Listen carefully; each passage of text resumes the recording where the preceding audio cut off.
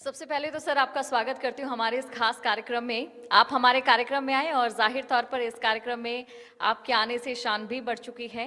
धन्यवाद। बिल्कुल। तो चलिए सबसे पहले हम विकास की ही बात करेंगे। सबसे पहले आपके काम की बात करेंगे। एक राज्य मंत्री के तौर पर चाहे बात हरियाणा की करें, बात अगर नारनौल की करें, जो विकास के काम हुए हैं, जो तस्वीर पहले थी और जो तस्वीर अब है, इसमें कितना अंतर आप देखते हैं खुद अपने नजरिए से? देखिए, आज से 8 साल पहले सन 2014 में जब हमारी सरकार बनी, उससे पहले और आज के दिन में रात और दिन का अंतर है।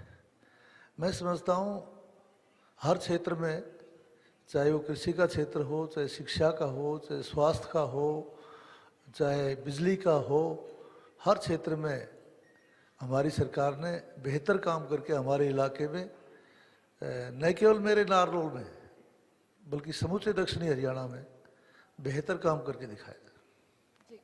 तो कहीं ना कहीं विकास आगे बढ़ा, लेकिन विकास में कहीं चुनौतियां भी यहाँ पर थी, जैसे कि हरियाणा का डार्क जोन होना जो कुछ हिस्सा है, और उस डार्क जोन के लिए आपने कितना काम किया और क्या आपको लगता है जो आपके प्रयास थे वो सफल हो पाए हैं? हरियाणा की टेल तक पानी पहुंच पाया है या अभी भी आपको कहीं पर कमी नजर आती है?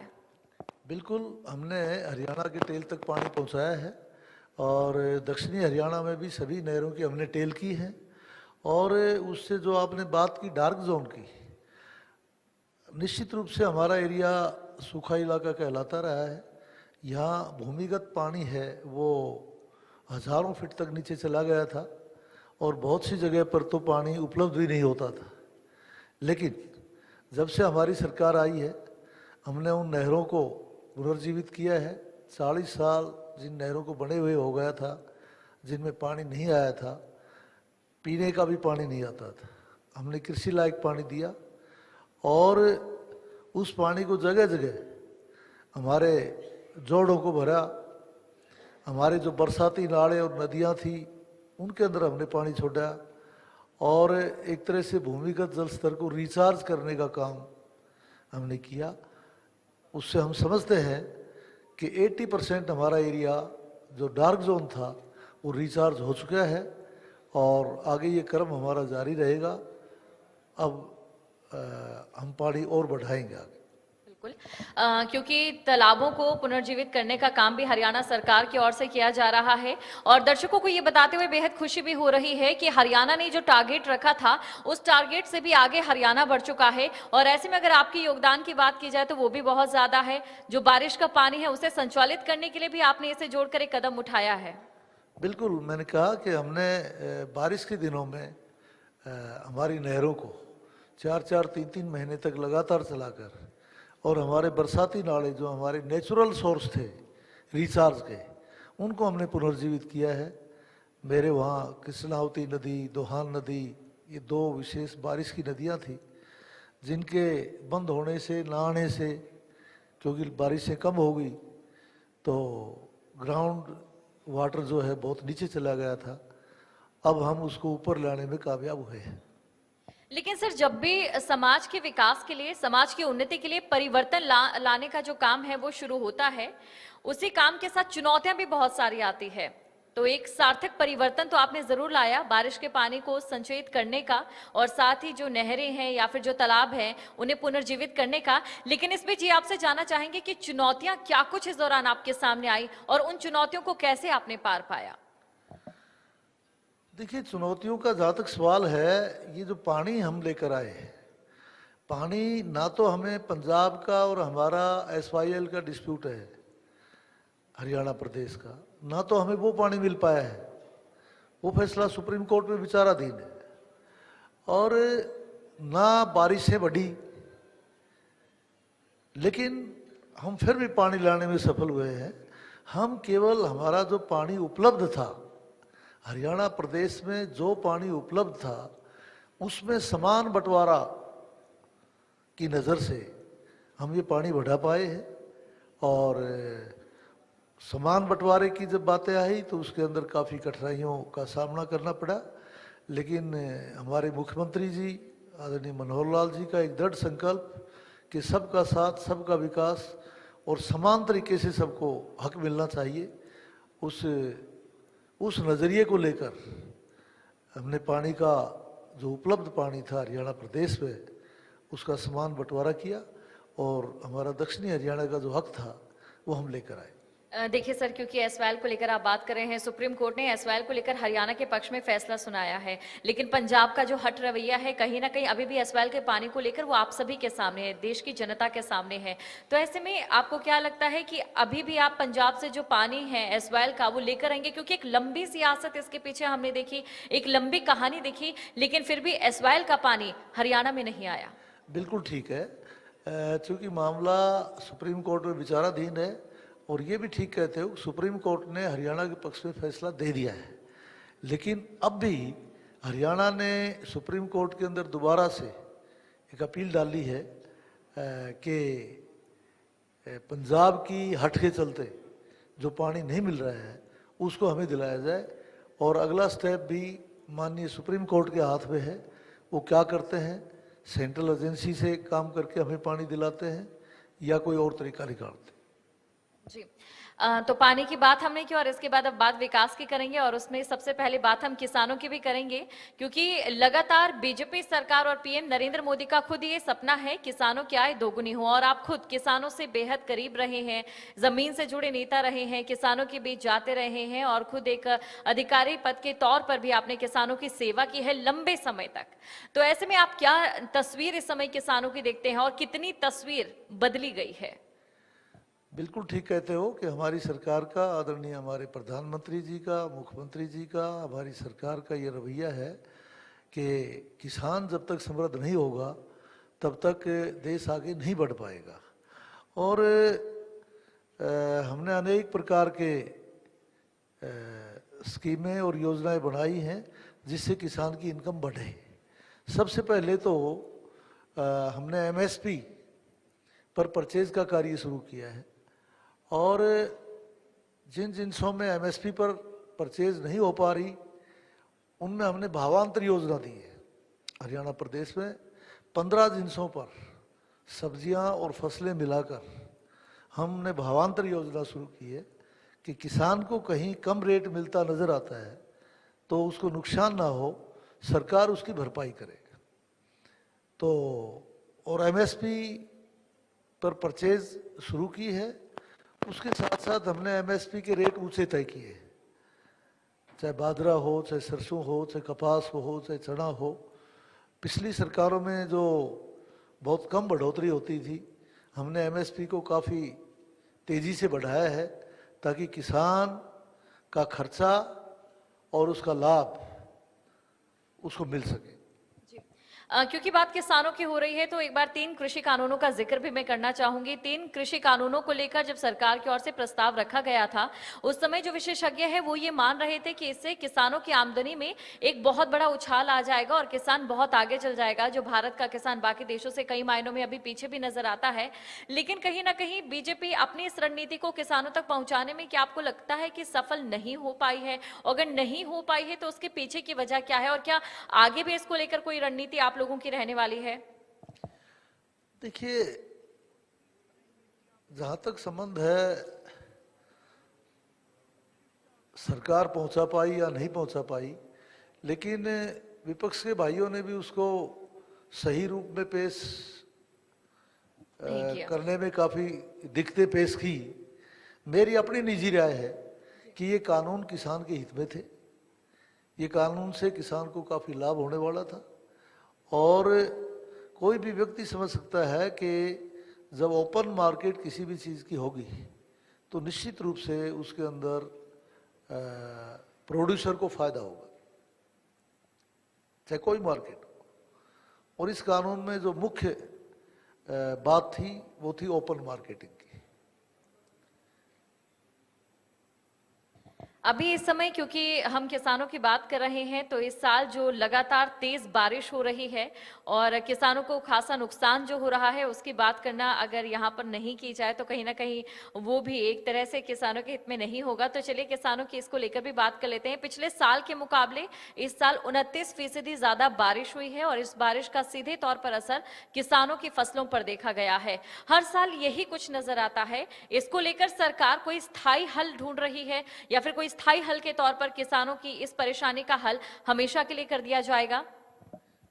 ये कृषि जो है ये प्राकृतिक रूप से पैदा होने वाली चीज़ है और प्रकृति पर किसी चीज़ की पाबंदी या उसका हल कोई व्यक्ति नहीं लगा सकता। हम प्रकृति के साथ मिलकर प्रकृति की भावनाओं के अनुरूप काम कर सकते हैं। जैसे पर्यावरण से संबंधित जो छेड़छाड़ हो रही है आज, तो वैज्ञानिक लोग मानते हैं कि उसका नतीजा है कि बेमौसम की बारिशें होना, बेमौसम कोई आंधी तूफान आना, इस तरह की जो नेचुरल कैलोमिटीज़ जो मौसमी हिसाब से चलती थी, प्रकृति के साथ हमने जितनी छेड़छाड़ की है ये उसका नतीजा है। तो कृषि का एक सेक्टर ऐसा है जो बिल्कुल ओपन है और प्रकृति की गोद में रहता है। इसको हम कभी भी या कोई भी सरकार एक बंद कमरे की तरह कवर नहीं कर सकती। प्रकृति का जब जब कोई प्रकोप होगा उसका उस समय जो भी फसलें होंगी, कहीं उसका लाभ कहीं उसकी हानि, वो तो होती रहेगी। जी, प्रकृति के साथ हम छेड़छाड़ नहीं कर सकते हैं, लेकिन कहीं ना कहीं प्रकृति के साथ हम मनुष्य जो छेड़छाड़ कर रहे हैं प्रदूषण के तौर पर भी कर रहे हैं, और इसमें जो सबसे ज्यादा नाम आता है हरियाणा और पंजाब के किसानों का। हालांकि ये बात किसी से छिपी नहीं है कि पंजाब के जो किसान हैं वो पराली जलाने में कहीं ना कहीं हरियाणा के किसानों से बेहद आगे हैं और बहुत अव्वल भी। उन्हें मैं कहना यहाँ पर गलत नहीं समझूंगी, लेकिन कहीं ना कहीं हरियाणा के किसानों पर आखिरकार बात आ ही जाती है। अभी भी पराली जलाने के जो मामले हैं वो अगर सामने आते हैं तो इसको लेकर सरकार ने जो कदम उठाए वाकई काबिले तारीफ है, लेकिन इससे कितना फर्क प्रदूषण के स्तर पर पड़ा है ये भी आपसे समझना हम चाहेंगे। देखिए, पराली जलाने का जो काम है उससे वातावरण दूषित होता है और हरियाणा प्रदेश ने उसने काफ़ी हद तक उस पर बैन लगाने की कोशिश की है और मैं समझता हूँ उससे पर्यावरण में काफ़ी सुधार हुआ है। पिछली रिपोर्ट भी ये थी कि हरियाणा में पराली के मामले में जलाने में जो कमी आई है सरकार के प्रयत्नों से, लोगों के सहयोग से उसका इफेक्ट नज़र आने लगा है। सर, इसके साथ अब बात करेंगे शिक्षा के क्षेत्र की। नारनौल की अगर बात करते हैं, नारनौल में जिस तरीके से अभी आपने देखा कि स्कूल मर्जिंग का एक काम जो है शुरू हो चुका है और इसको लेकर कुछ शिक्षक है कहीं ना कहीं इसके खिलाफ भी नजर आ रहे हैं, लेकिन नारनौल में स्थिति अलग है। नारनौल में आप लोग वाकई शिक्षा के साथ जो स्कूल मर्जर की जो एक दास्तां अभी चलती हुई नजर आ रही है उसको आपने बिल्कुल अलग साबित कर दिया है, जो शिक्षकों के हित में भी नजर आ रहा है। कैसे? देखिए, बहुत से स्कूलों में बच्चों की स्ट्रेंथ, पढ़ने वाले विद्यार्थियों की स्ट्रेंथ बहुत कम रह गई और वहाँ 2-2, 3-3 पोस्टें अध्यापकों की हैं और बच्चे एक अध्यापक लायक भी नहीं है। तो ऐसी स्थिति में हमने कुछ स्कूलों को मर्ज किया है ताकि एक जगह पर ये बच्चे सारे इकट्ठे पढ़ सकें और अपनी शिक्षा ग्रहण कर सकें। जहाँ तक स्थिति आपने नारनौल की बताई, नारनौल में तो हमने अनेकों स्कूल अपग्रेड करवाए हैं, उनका दर्जा बढ़वाया है और स्कूलों का कार्य ठीक चल रहा है। कॉलेज भी हमने 1-2 नए बनवाए हैं और पुराने जो कॉलेजेस थे उनके अंदर हमने सारा इंफ्रास्ट्रक्चर नए सिरे से खड़ा किया है। एडमिनिस्ट्रेटिव ब्लॉक सारे कॉलेजेस में नया करवाना, 12-12 कमरों के स्टडी क्लासरूम्स नए बनवाने, मल्टीपर्पज़ हॉल ऑडिटोरियम बनवाने, लेबोरेटरीज नई बनवाना, कैंटीन बच्चों के लिए नई बनवानी, कहीं गेट, कहीं उनके मतलब अनेक प्रकार की जो इंफ्रास्ट्रक्चर से संबंधित सुविधाएं हैं वो हमने काफ़ी बढ़ाने का काम किया है। शिक्षा के साथ ये जो तकनीक का शब्द जुड़ा है और उसी का तकनीकी जो फायदा है आपने नारनौल के विद्यार्थियों को, जो छात्र और छात्राएं हैं उन्हें जरूर दिया है, और इसका कितना फायदा एक नेता के तौर पर और जिस तरीके से वहां की आम जनता ने एक नेता को दिया है, कितना फायदा आम जनता को मिलता नजर आ रहा है? इस इंफ्रास्ट्रक्चर के साथ साथ हम मोटे तौर पे यदि बात करें तो 10 पोस्ट ग्रेजुएट क्लासेस हमने नई शुरू की है पिछले 5 साल के दौरान। हमारे नारनौल प्रॉपर में केवल 8 पोस्ट ग्रेजुएट क्लासेस चलती थी। आज के दिन 18 पोस्ट ग्रेजुएट क्लासेस चल रही है। और 18 पोस्ट ग्रेजुएट का मतलब यह है कि 400 बच्चे प्रीवियस में और 400 सेकेंड ईयर, 800 बच्चे हमारे पोस्ट ग्रेजुएशन की शिक्षा नारनौल अपने घर में रहकर ले रहे हैं, अपने क्षेत्र में रहकर ले रहे हैं। और उसका सीधा सीधा लाभ आम आदमी की जेब पर है कि उन बच्चों का अगर 10 से 15 हज़ार रुपया बाहर कहीं हॉस्टल का खर्चा लगता तो 800 के हिसाब से आप अंदाज़ा लगा सकते हैं ये 50-60 करोड़ रुपए सालाना इलाके के लोगों की जेब का बचता है। या तो वो बच्चों को पढ़ा नहीं पाते, और अगर पढ़ाते तो उनको बच्चों को बाहर भेजना पड़ता। तो एक बहुत मोटा खर्चा हमने लोगों को बचवाया है, और ताकि वहाँ रहने वाले लोगों के बच्चे मुफ्त के अंदर अपनी शिक्षा ग्रहण कर सकें, पोस्ट ग्रेजुएट शिक्षा ग्रहण कर सकें। इस तरह का काम हमने किया, लोगों को काफ़ी लाभ पहुँचा। ये बहुत अच्छी पहल आपकी ओर से की गई है, लेकिन रोजगार को लेकर आपका रोड मैप क्या है आपके क्षेत्र में? रोजगार के प्रति हमारी सरकार बड़ी सतर्क है, और हमने रोजगार के क्षेत्र में सरकारी नौकरियों में विशेषकर एक पिछली सरकारों से, मैं तो समझता हूँ जब से देश आज़ाद हुआ, एक बड़ा भ्रष्टाचार का फंडा चलता रहा। सिफारिशें, पर्चियाँ चलती थी, सिफारिश चलती थी, टेलीफोन चलते थे। हमने लोगों के कैलिबर के अनुसार उनको आगे बढ़ने का मौका दिया है। ना कोई सिफारिश, ना कोई पर्ची, ना खर्ची। और उसका रिजल्ट ये रहा है कि विशेषकर हमारा दक्षिणी हरियाणा, जिसके साथ सभी सरकारों ने उस पर्ची और खर्ची के मामले में हमारे क्षेत्र को पीछे रख दिया जाता था, रू रात होती थी। जो हमने इन चीज़ों को बंद किया है तो हमारे क्षेत्र में नौकरियां बहुत अच्छे ढंग से मिली हैं, बड़ी तादाद में मिली हैं, और हमारे लोग बड़े खुश हैं। विपक्ष चाहे बेरोजगारी को लेकर आरोप लगाए, लेकिन कहीं ना कहीं प्रयास जो है बीजेपी सरकार के वो नजर भी आ रहे हैं। सीएम मनोहर लाल का दुबई दौरा रहा, और वो चाह रहे हैं कि जो निवेशक हैं हरियाणा में निवेश करें, ताकि रोजगार के जो नए आयाम हैं वो स्थापित किए जा सके। अब ऐसे में केंद्र सरकार की ओर से एक फैसला लिया गया है, जो अलग अलग विभाग जहां से निवेशकों को मंजूरी लेनी पड़ती थी उसे मर्ज कर दिया गया है, ताकि जो निवेशक भारत में आए तो उन्हें आसानी हो निवेश करने में। उन्हें मंजूरी लेने के चलते जो काम अटकते थे वो कहीं ना कहीं अटके, जिसका फायदा भी देखा गया है। और चाइना के बजाय भारत में निवेशक अपना ज्यादा एक इंटरेस्ट यहां पर दिखा रहे हैं। इसे आप कैसे फैसला मानते हैं? कैसा फैसला है ये आपकी नजरों में? आदरणीय प्रधानमंत्री जी का ये सोच कि हम स्वदेशी माल तैयार करें और स्वदेशी माल को ही अपनाएं, और न केवल आम जरूरत की चीज़ों के अंदर उन्होंने इस प्रकार का फैसला लिया है, उनने डिफेंस के मामले में भी, वहाँ तक भी, सैटेलाइट के मामले तक भी इस बात के फैसले लिए हैं कि हम अपने देश में इन कलपुर्जों को बनाएं और अपने देश में इनको स्वदेशी माल को यूज़ करें। और उसी के चलते उनका ये प्रयास भी है, उनकी सोच है कि हमारे यहाँ इस प्रकार के क्षेत्र जब डेवलप हों तो हमारे क्षेत्रीय लोगों को रोजगार मिले, व्यापार मिले, और यह आगे बढ़े।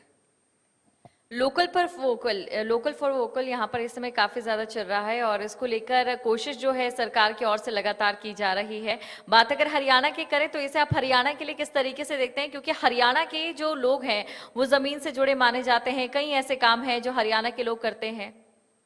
मैंने कहा हमारे मुख्यमंत्री जी मनोहर लाल जी की जो ये सोच कि रोजगार लोगों को देने हैं तो उसके अंदर किसी प्रकार की चीटिंग ना हो, पर्ची खर्ची का मैंने जो जिक्र किया, एक अगला स्टेप हमारी सरकार ने उठाया है कि प्राइवेट सेक्टर में भी हम अपने स्टेट के लोगों की रिजर्वेशन करें और उनको, ताकि हमारे यहाँ के क्षेत्रीय बच्चों को नौकरियां मिल सकें।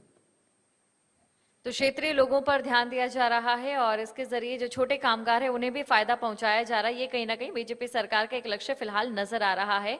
अब बात सड़कों की भी कर लेते हैं, क्योंकि आपसे पहले जिस तरीके से हमने नारनौल की तस्वीर देखी, कच्ची सड़कें, विकास के नाम पर लटके हुए मंत्रालयों में काम, लेकिन आपके आने से कितनी गति इन कामों को मिली है और कितनी तेजी से जो सड़कें हैं वो बनी है। आप खुद मान रहे हैं कि सड़कों के अंदर हमने एक बदलाव देखा है। आज हरियाणा प्रदेश में 5 नए नेशनल हाईवे का काम चल रहा है। 3 नेशनल हाईवे जिसके अंदर जिला महेंद्रगढ़ को टच करते हैं, और जिस प्रकार से इन नेशनल हाईवेज का जाल फैल रहा है, कुछ का कार्य पूरा हो गया है, कुछ का कार्य अंडर प्रोग्रेस है। जैसे ही ये बनेंगे तो मैं समझता हूँ कि हमारे इलाके का विकास बड़ी तेज़ी से होगा। इससे पहले केवल एक नेशनल हाईवे हमारे क्षेत्र से गुजरता था, NH8, उसका रिजल्ट है, उसी का नतीजा है कि सबसे पहले गुड़गांवा, जो एक गांव का रूप था, केवल आने जाने की सुविधा सुलभ होने की वजह से आज गुड़गांवा कैसी जगह बनी हुई है। मानेसर, धारूहेड़ा, बावल, नीमराना, ये सब वो क्षेत्रों के नाम बता रहा हूँ जो NH8 पर पड़ते हैं। तो एक ऐसा रोड जिसकी कनेक्टिविटी होने मात्र से उसके ऊपर इतने शहर डेवलप हो गए, इतने औद्योगिक क्षेत्र डेवलप हो गए, तो मैं समझता हूँ जो ये नए नेशनल हाईवे हमारे क्षेत्र में से निकल रहे हैं, बहुत जल्दी इनके इर्द गिर्द के क्षेत्र एक बड़े इंडस्ट्रियल हब के रूप में उभरेंगे। और इसके साथ साथ जो फ्रेट कॉरिडोर है वो भी हमारे जिला महेंद्रगढ़, नारनौल, रेवाड़ी और गुड़गांव इसमें से निकल रहा है, उसका भी एक बहुत बड़ा लाभ मिलेगा। और बहुत जल्दी हमारा क्षेत्र इंडस्ट्रियल सेक्टर में बहुत तेज़ी से डेवलप करेगा। उसके अंदर हमारे बच्चों को रोजगार भी अच्छे मिलेंगे और क्षेत्र का उत्थान होगा। इंडस्ट्री क्षेत्र की अगर बात की जाए तो दिल्ली में जो तमाम नियम लागू किए गए हैं उनकी वजह से जो निवेशक है उनका जो रुख है, जो इंडस्ट्रियलिस्ट है उनका जो रुख है, वो आसपास के जो दिल्ली के क्षेत्र हैं, गुरुग्राम के जो क्षेत्र है वहां पर अब ज्यादा नजर आ रहा है। और यही वजह है शायद वहां पर जमीनों के जो दाम है, रियल एस्टेट पर सीधा असर पड़ रहा है, जमीनों के दाम वहां पर बढ़ चुके हैं। एक बड़ी अपॉर्चुनिटी के तौर पर आप इसे देखते हैं, क्योंकि इसका सीधे तौर पर फायदा वहां की रहने वाली आम जनता को मिलेगा। बिल्कुल, जहाँ इंडस्ट्रीज ज़्यादा होंगी, इंडस्ट्रीज बनेंगी, तो वहाँ की रहने वाली आम जनता को उसका लाभ निश्चित रूप से डायरेक्टली होगा। छोटे छोटे धंधे से लेकर बड़े धंधे तक और उस क्षेत्र में नौकरियां करने तक हर प्रकार का लाभ उस नज़दीकी क्षेत्र को मिले। अब ऐसे में अगर हम रोड मैप की बात करते हैं, इंडस्ट्रियलिस्ट जो आ रहे हैं, मानेसर की अगर बात करें, नारनौल की अगर बात करें, या फिर दिल्ली के आसपास किसी भी क्षेत्र की बात करें, तो इसको लेकर क्या अभी किसी रोड मैप पर बीजेपी की ओर से काम किया जा रहा है, या फिर खुद नारनौल की अगर बात करें तो यहाँ पर कोई रोड मैप आपकी ओर से तैयार किया गया है? सारे हरियाणा प्रदेश के अंदर हम इंडस्ट्रियल सेक्टर को बढ़ाना चाहते हैं। दिल्ली के आसपास की जहाँ तक आपने बात की, अभी हमने मारुति का एक प्लांट लगाने के लिए मारुति प्लांट को जगह दी है सोनीपत ज़िले के अंदर, और अभी और भी कई इर्द गिर्द के क्षेत्रों के अंदर हम इस प्रकार के, कल ही हमारे मुख्यमंत्री जी दुबई होकर आए हैं, तो उन्होंने एक फॉरेस्ट सफारी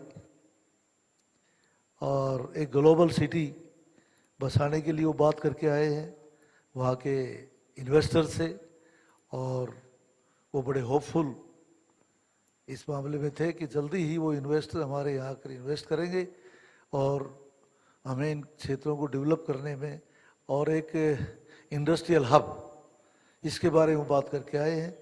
तो मुख्यमंत्री जी बड़े होपफुल थे कि हमें जल्दी ही इन इन्वेस्टर्स का फ़ायदा मिलेगा। ग्लोबल सिटी भी हमारे गुड़गांव में प्रपोज्ड है और इंडस्ट्रियल हब हम कई जगह बनाना चाहते हैं। एक इंडस्ट्रियल हब मेरे क्षेत्र नारनौल में भी डेवलप होने जा रहा है, तो इसका निश्चित रूप से लाभ मिलेगा।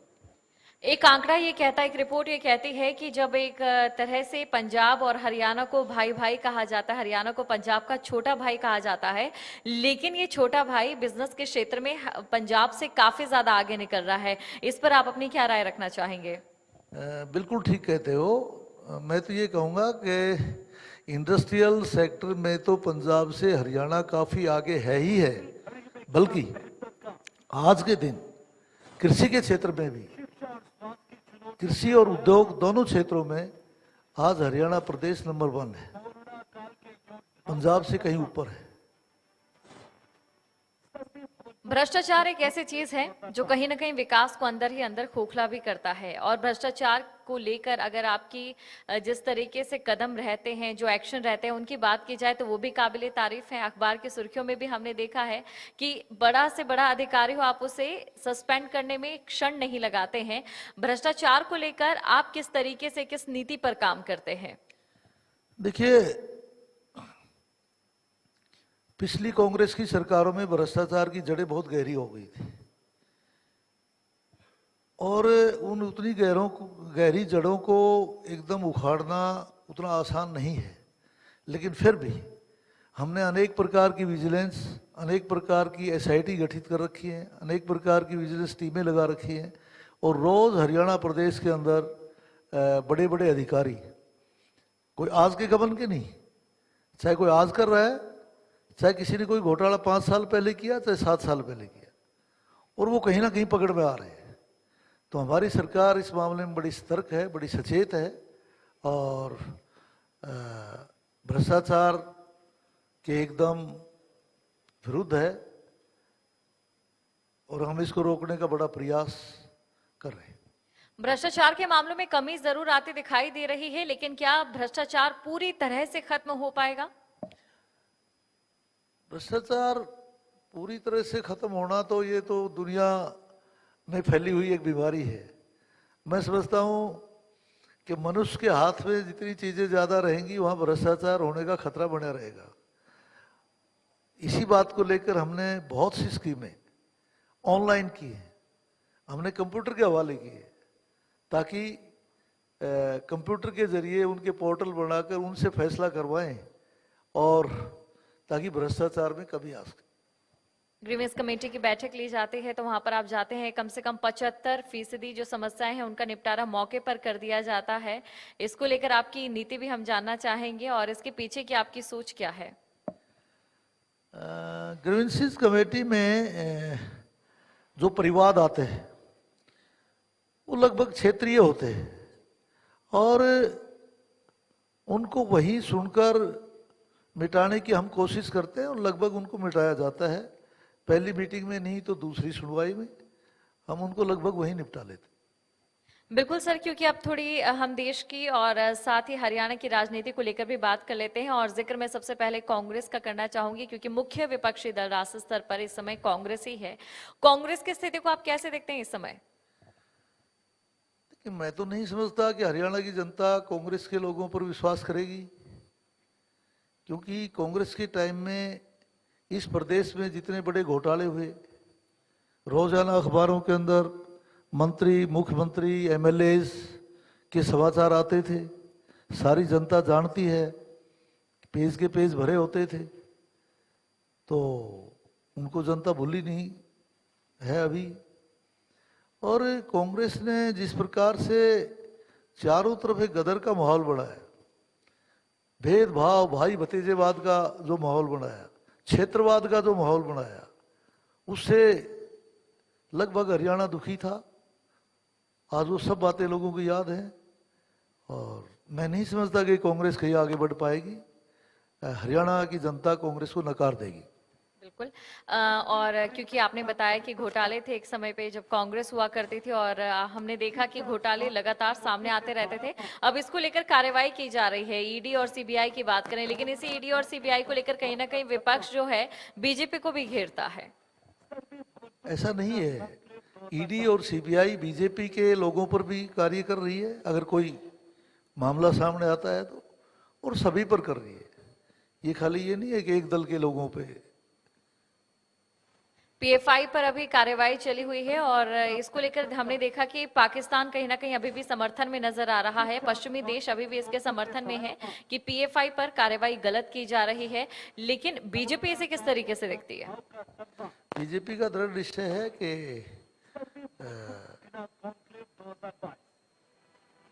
पाकिस्तान का रवैया गलत है, और जहाँ जहाँ ऐसी बात पाकिस्तान उठाता है तो हमारे प्रधानमंत्री जी उसका, चाहे इंटरनेशनल मंच हो चाहे नेशनल मंच हो, सभी मंचों पर उसका विरोध करते हैं और उनकी बात को माना जाता है। इसके अलावा ये तो हमने देखा कि दंगे फसाद जो एक जमाने में हुआ करते थे उनमें कमी जरूर आई है और इसको लेकर बीजेपी सरकार कहीं ना कहीं कार्यरत भी नजर आ रही है। अब इसके बाद बात करेंगे आम आदमी पार्टी की, क्योंकि आम आदमी पार्टी इस समय राष्ट्रीय स्तर की पार्टी बनने के बेहद करीब नजर आ रही है। आपको लगता है कि क्या कभी आम आदमी पार्टी कांग्रेस की जगह ले पाएगी? मैं नहीं समझता कि आम आदमी पार्टी नेशनल पार्टी बन सके। मुझे आज के दिन उसके हालात नहीं लगते कि वो नेशनल पार्टी के रूप में अपने आप को डेवलप कर पाएगी। यानी कि आप सीधे तौर पर कहना चाह रहे हैं जो गुजरात में अभी चुनाव होंगे, हिमाचल में जो चुनाव होंगे, कहीं ना कहीं आम आदमी पार्टी का खाता वहां पर नहीं खुलेगा और जो मानक है राष्ट्र पार्टी बनने के वो आम आदमी पार्टी पूरे नहीं कर पाएगी। खाता चाहे खुले, लेकिन जो मानक हैं राष्ट्रीय पार्टी बनने के, वो सपना उनका पूरा नहीं हो पाएगा। इसके अलावा आम आदमी पार्टी के ऊपर लगातार बीजेपी की ओर से आरोप लगाए जाते हैं कि आम आदमी पार्टी फ्री की रेवड़ियां बांटती है और जनता को झूठा लालच देती है। लेकिन आम आदमी पार्टी कहती है कि हम जो फ्री की वस्तुएं या फिर फ्री की सुविधाएं आम जनता को देते हैं वो जनता के ही पैसे से हैं, तो इसमें बीजेपी को दिक्कत क्यों होती है? जनता का पैसा जनता को देना होता है, लेकिन जनता का पैसा सभी वर्गों से आकर किसी एक वर्ग को देना, एक तो ये बात है। और दूसरा एक सीधी सीधी बात है कि ये इकोनॉमिक्स के सिद्धांत के विरुद्ध है। आपके पास पैसा है, सरकार के पास जो पैसा होता है ये जनता का पैसा होता है, तो सरकार उस पैसे को इस ढंग से इन्वेस्ट करे कि उससे हजारों लाखों लोगों को रोजगार मिले, फायदा हो, चीजें सस्ती मिले और एक इंफ्रास्ट्रक्चर खड़ा हो। अगर आज उस पैसे को बांटकर वापस लोगों में दे दिया जाए तो कुछ दिन वो पैसा खत्म हो जाएगा, ना फिर सरकार के पास कुछ बचेगा ना उन लोगों के पास बचेगा। इसको लेकर विशेषज्ञ भी डर जताते हैं कहीं भारत में श्रीलंका जैसे हालात ना हो जाए अगर ऐसी फ्रीबीज देते रहे तो आप ये मानते हैं कि अगर हमने इसी कदम पर चलते रहे या फिर अगर हम फ्री की सुविधाएं आम जनता को देते हैं तो एक दिन हमें श्रीलंका या नेपाल जैसे दिन भी देखने पड़ेंगे? मैं बिल्कुल मानता हूँ, और श्रीलंका में इसी बात के चलते ये हालात हुए हैं, और कहीं और भी यदि किसी ने कोशिश की होगी तो वहाँ भी यही हालात बनेंगे।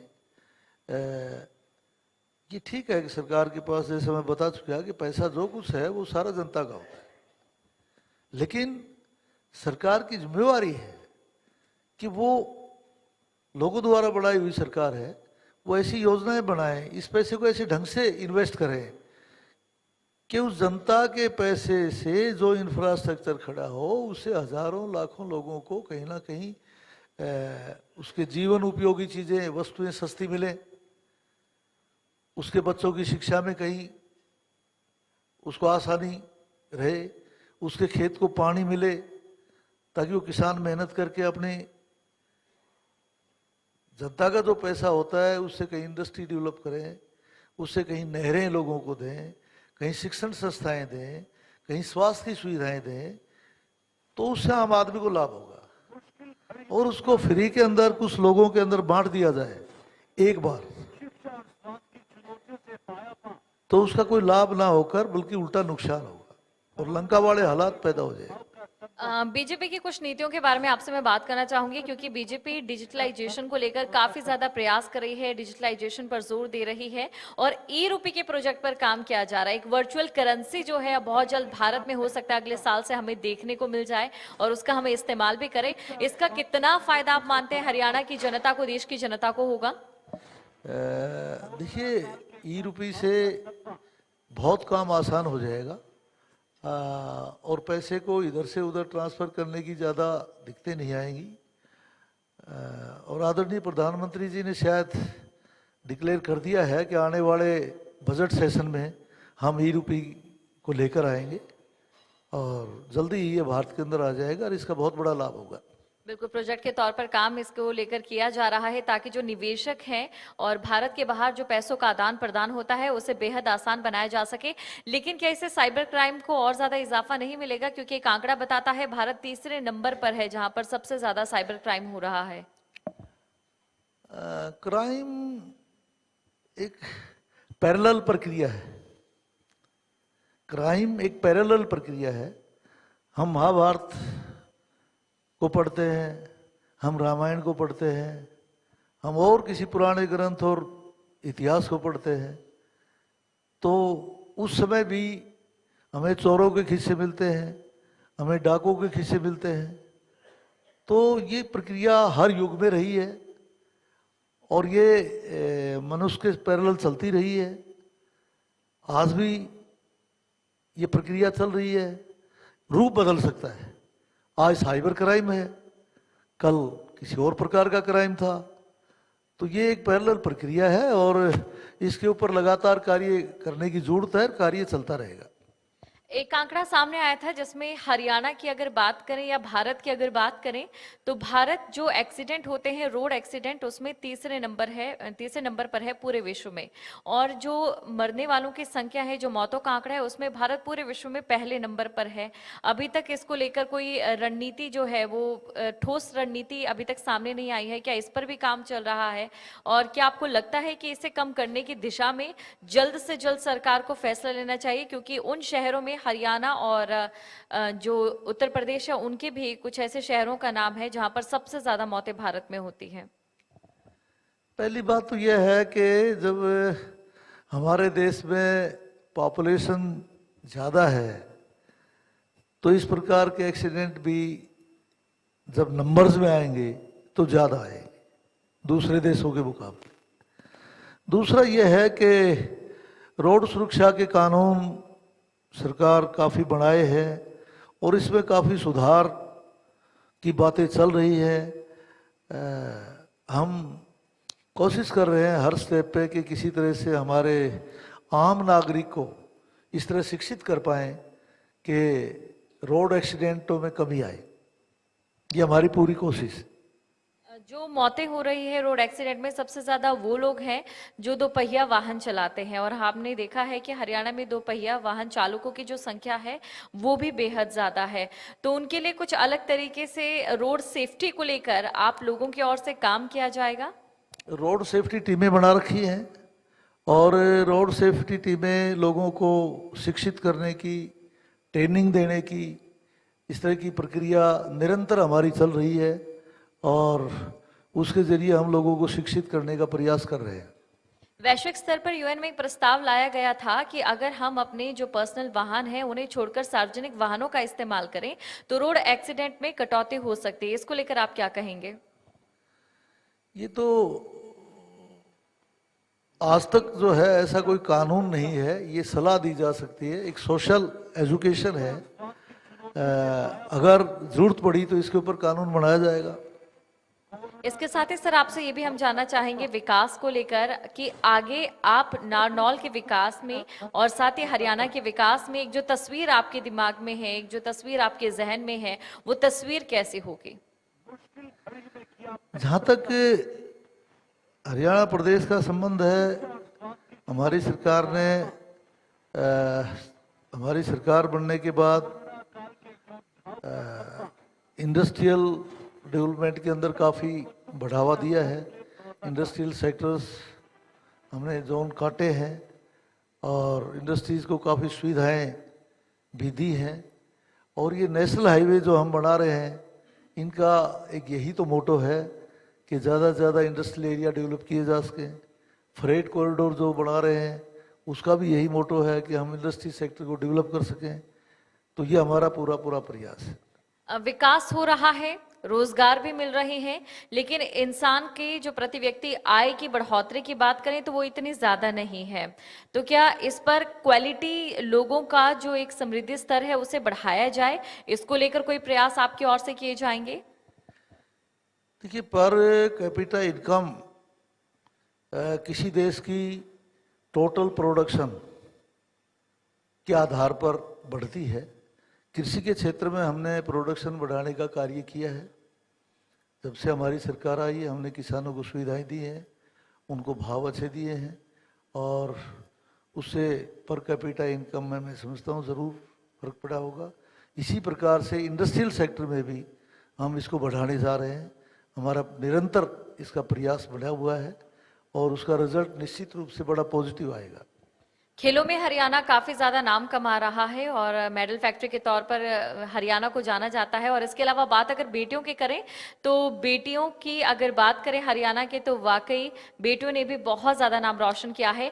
लेकिन जो बेटियों का अनुपात है बेटों के मुकाबले एक बार उसमें फिर से गिरावट देखी गई है। 923 से गिरकर 914 अनुपात 1000 आ चुका है।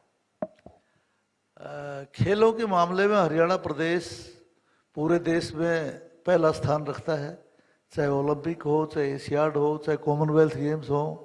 आप कोई भी गेम देख सकते हैं, चाहे नेशनल इवेंट्स हो, हरियाणा प्रदेश का देश में पहला स्थान रहता है और हमारी बेटियां भी बेटों से आगे हैं।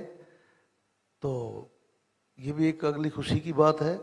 हम हरियाणा प्रदेश में हमारी जो खेल नीति है वो ये उसका रिजल्ट है कि जिससे बच्चे ज़्यादा मेहनत कर रहे हैं और उनको आगे आने का मौका मिल रहा है और उसी का रिजल्ट है कि ये देश में और विदेश की धरती पर जहाँ कहीं हरियाणा का बच्चा खड़ा होता है तो वो कहीं ना कहीं नाम करके आता है। जो आंकड़ा था सर बेटियों का जो बढ़ा था अनुपात में अगर बेटों के मुकाबले बात करें तो वो 914 से 923 अनुपात 1000 पहुंच चुका था। लेकिन एक बार फिर से उसमें गिरावट देखी गई है बीते 2 सालों में। इसके पीछे की वजह आप क्या मानते हैं? ये वैसे तो एक देखिए सोशल एक्टिविटी है, लेकिन पहली बार हमारी सरकार ने इस सोशल एक्टिविटी को अपने हाथ में लिया और बेटी बचाओ बेटी पढ़ाओ कार्यक्रम चलाकर और आदरणीय प्रधानमंत्री जी ने ये कार्यक्रम हरियाणा प्रदेश में पानीपत की धरती से शुरू किया।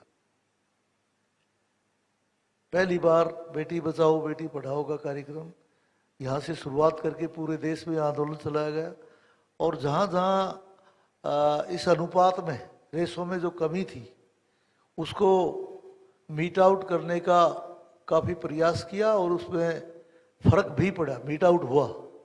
अब जो आप कह रही हैं कि इस प्रकार का आंकड़ा कहीं फिर घटा है तो इसके ऊपर सरकार संज्ञान लेगी और मैं भी अपना सुझाव सरकार को दूंगा कि अगर ऐसा कुछ है तो उस पर हमें दोबारा से विचार करके देखने की जरूरत है।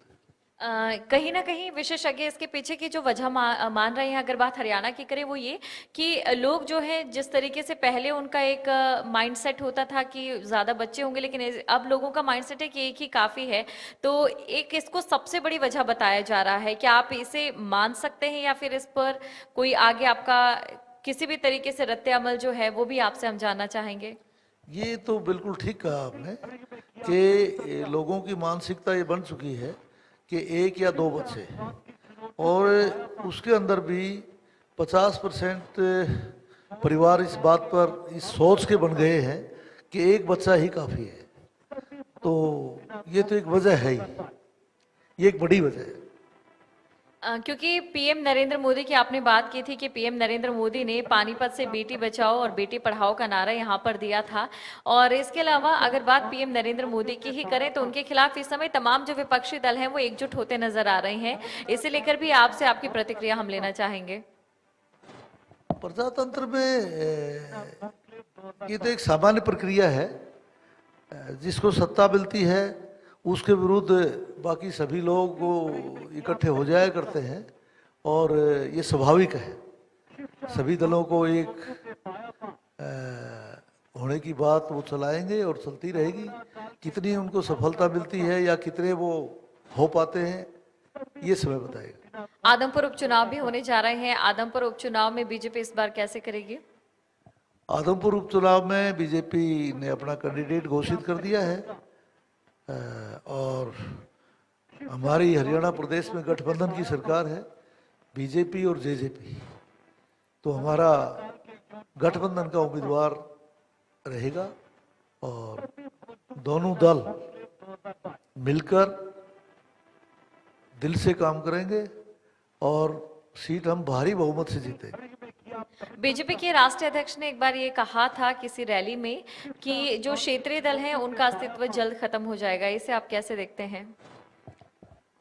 ये बिल्कुल ठीक बात है कि क्षेत्रीय दल किसी प्रदेश या देश के हित की बात नहीं है।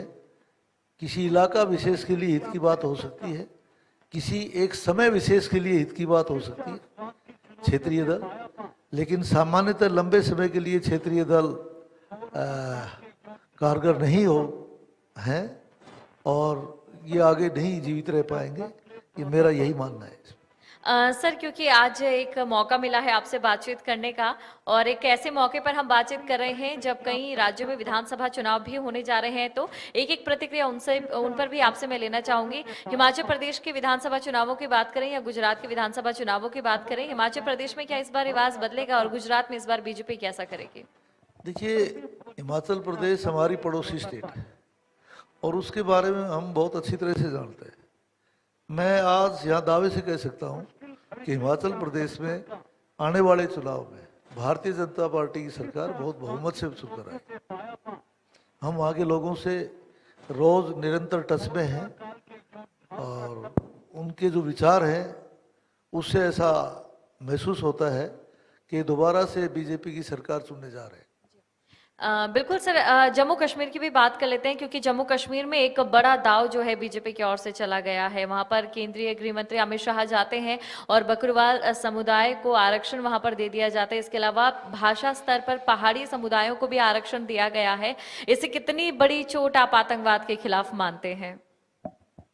ये दोनों ही जो स्टेप उठाए गए हैं कि पहाड़ी क्षेत्र को आरक्षण और अग्रवाल समाज को आरक्षण, सही मायने में ये कोई राजनीति से प्रेरित होकर नहीं किया गया।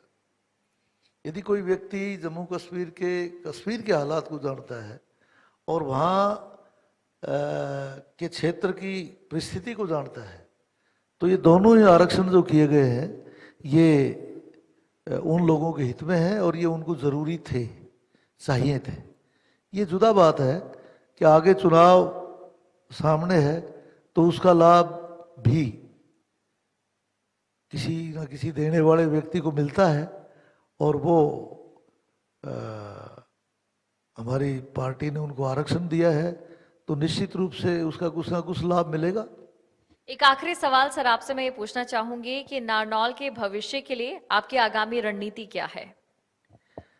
देखिए, नारनौल के भविष्य में हमने जो योजनाएं चला रखी हैं, चाहे स्वास्थ्य के क्षेत्र में है, हमने एक मेडिकल कॉलेज हमारा अंडर कंस्ट्रक्शन है, सिविल हॉस्पिटल 100 बेड से 200 बेड का बना है वो अंडर कंस्ट्रक्शन है, ट्रामा सेंटर हमने मंजूर कराया वो हमारा अंडर कंस्ट्रक्शन है। ये हमारे जल्दी से जल्दी पूरे हों और ये सुचारू रूप से चलें ताकि लोगों को इनकी सुविधाएं मिल सके। हमने एक आयुर्वेदिक मेडिकल कॉलेज बनाया है, उसको हम इस साल से शुरू करना चाह रहे हैं। 100 सीटें उसके अंदर आयुर्वेदिक मेडिकल ऑफिसर्स की तैयार हो पाएंगे हर साल। एडमिशन अभी हम करने जा रहे हैं तो हम चाहते हैं कि हमारा मेडिकल कॉलेज शुरू होकर अच्छी तरह से चले ताकि प्रदेश और इलाके के लोगों को उसका लाभ मिल सके। हमने नहरी क्षेत्र में पानी लाए, उसके बाद नहरों के इंफ्रास्ट्रक्चर को मजबूत करने का काम चल रहा है, कुछ कर दिया, 90% हमने पूरा कर दिया है। तो इससे भी हम चाहेंगे कि इंफ्रास्ट्रक्चर जैसे ही कंप्लीट होगा हमारी पानी की प्रॉब्लम टेल तक दूर होगी और हम फालतू पानी अपनी तरफ खींचने में कामयाब होंगे। तो हर क्षेत्र में जैसा भी जो आम लोगों की सुविधा की बातें हैं, बिजली के क्षेत्र में हमने वहाँ एक बहुत बड़ा ट्रांसफार्मर 220 केवी का हमने अपने ज़िले में स्थापित करवाया है और 5 छोटे पावर हाउस, 220 केवी का पावर हाउस और 5 छोटे पावर हाउस। ये जितनी जल्दी कंप्लीट हो जाए, 220 वाला तो पूरा हो गया, छोटे वाले जितने जल्दी पूरे हो जाएं ताकि लोगों को उनकी सुविधाएं मिलनी शुरू हों और इनका लाभ मिले। मैंने आपको बताया था कि हमारे कॉलेजों में किस प्रकार का सुधार किया है। एक नया कॉलेज हम बनाने जा रहे हैं ग्रामीण क्षेत्र में। जैसे ही वो पूरा हो जाएगा तो उसका लोगों को लाभ मिलना शुरू होगा। ये हमारी जो योजनाएं चल रही हैं इनका लाभ मिले। बिल्कुल, बहुत बहुत शुक्रिया सर हमारे साथ बातचीत का ये दौर शुरू करने के लिए और एक सार्थक चर्चा हमारे बीच हुई जहां पर विकास को लेकर बात हुई। एक बार जोरदार तालियों के साथ बहुत बहुत शुक्रिया सर।